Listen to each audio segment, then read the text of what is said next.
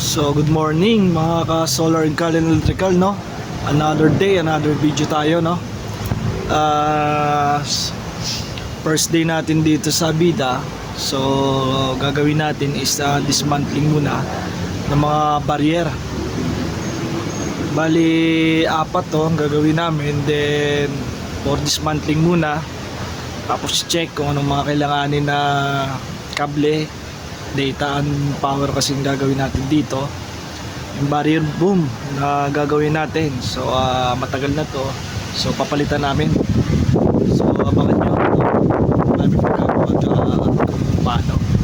Okay, mga solar, Carl and electrical.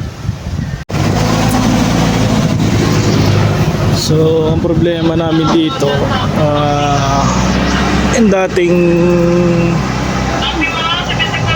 gumawa nito ang wala ng susi, so kailangan namin ito ayusin pa, no? Hanapin namin yung susi nito pagka wala, so kailangan talaga namin ito alisin, baka sisirain talaga namin itong bumbira. So siraan na rin ito, papalitan namin ng bago to. Then kailangan kasi namin ma-check ang pinaka-supply nito sa loob para gumana ang bumbira namin, no?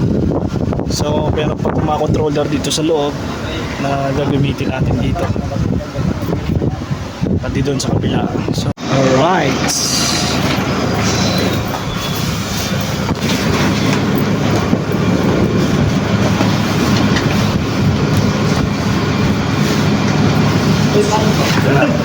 dalawa tayo, pre.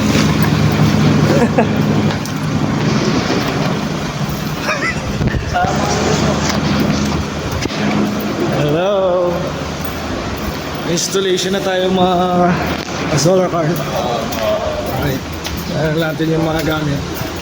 So sa Abida tayo ngayon.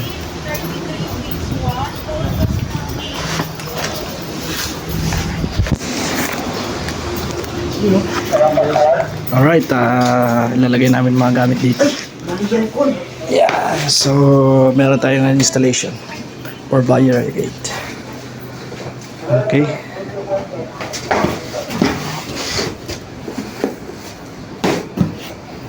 Yun, meron tayo ngayon apat. 1, 2, 3, 4 installation natin.